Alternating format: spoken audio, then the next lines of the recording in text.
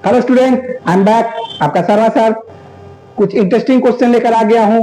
इससे पहले आप लोग क्वेश्चन देखे थे कि उसमें जो वैल्यू दिया यानी न्यूमेरिकल वैल्यू दिया था, लेकिन अब इसमें अल्फा दिया हुआ है। तो जो अल्फा में वैल्यू रहता है, जो वैल्यू वेरिएबल्स में रहता है, वो थोड़ा सा डिफिकल्ट होता है। आप लोगों को थोड़ा सा लगता है कि बहुत ज्यादा हार्ड है, ऐसा कुछ नहीं है। तो चलिए आज इसी के बाद हम लोग डिस्कस करेंगे कि क्या टर्म है क्या नहीं है। ठीक है, आपका चैप्टर जो चल रहा है आपको पता ही है, वो है compound interest and uniform rate of increase और डिक्रीज। ओके, तो चलिए लेट्स स्टार्ट द जर्नी। तो सम हम लोग फॉलो करते हैं। क्या है सम? आपका दिया गया है कि present price of A machine is ₹2p, यानी प्रेजेंट प्राइस मतलब अभी का।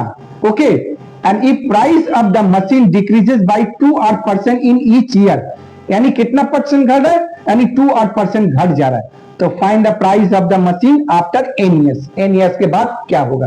तो हमारे पास इंफॉर्मेशन क्या क्या है, तो सबसे पहले इसको क्लियर करते हैं। क्या क्लियर करेंगे कि इंफॉर्मेशन जो आपके पास है वो आप नोट कर लीजिए।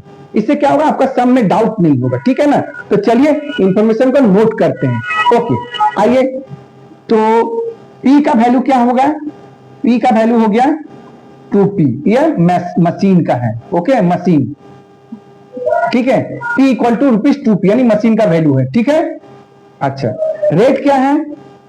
रेट आपका है 2%।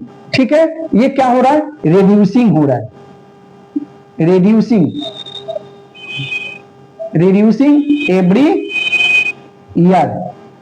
ठीक है ना, इंफॉर्मेशन हमारे पास रहेगा तो बहुत अच्छे से बन जाएगा। रिड्यूसिंग हो गया टू और टाइम क्या दिया हुआ, यानी n इक्वल टू n। ठीक है, n इक्वल टू n मतलब अननोन है, तो अननोन है तो क्या कर सकते हैं ना। तो चलिए, तो बोला क्या है आफ्टर कितना ईयर्स, आफ्टर n years। तो n years का मतलब क्या होगा, आफ्टर मतलब क्या, बाद में, मतलब अमाउंट निकालना है ना। क्या सही बोला ना, सोच लीजिए आप लोग, सही है तो ठीक है। चलिए आप ही लोग के बात पे रखते, क्योंकि आप लोग भाई रिवीजन कर चुके हैं इतना सारा मैंने सम करवा दिया है, तो रिवीजन तो हो ही गया होगा। तो आगे देखते हैं। तो a equal to P1 minus R by 100 power n। देखिए माइनस लिख दिया, क्यों? रिड्यूसिंग। ओके, रिड्यूसिंग के लिए माइनस। ओके, तो चलिए देखते हैं। P का वैल्यू क्या है? 2p है। 1 माइनस R का वैल्यू क्या है? 2R, और ये क्या होगा? 100। ओके, n का वैल्यू n ही रहेगा। ठीक है, तो इसको रिड्यूस कर सकते हैं 50। तो क्या होगा? 2p1 minus R by 50 power n।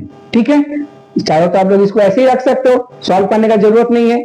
ठीक है ना, एग्जाम में आपको कभी कभी A, B, C, D option दिया रहता है, उसमें जो भी इसका आंसर मिलेगा उसमें आप लोग टिक कर दीजिएगा। ठीक है, क्लियर ना? तो आपको समझ में आ गया होगा।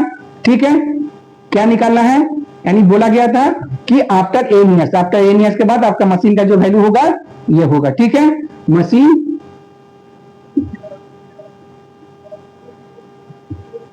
Value after n years। ठीक है, याद रखिएगा। ओके, समझ गए? कोई टेंशन वाला मत करिए, बस खाली आप लोग इंफॉर्मेशन अच्छे से लिखिएगा। जो P क्या है, R क्या है, N क्या है, उसके बाद फॉर्मूला को बैठा दीजिए। फिर यहाँ पर माइनस प्लस कैसे होगा ये आपको पता चल जाएगा। अगर रिड्यूसिंग होता है तो माइनस होगा, और अगर इंक्रीजिंग होता है तो यहाँ पर प्लस हो जाएगा। ओके, तो इसी का नाम चैप्टर जो है रेट ऑफ इंक्रीज और डिक्रीजेस हो रहा है। Okay okay student, I think you like it the channel को सब्सक्राइब और लाइक जरूर करिए और आगे फॉलो करते रहिए। Okay student, Radhe Radhe.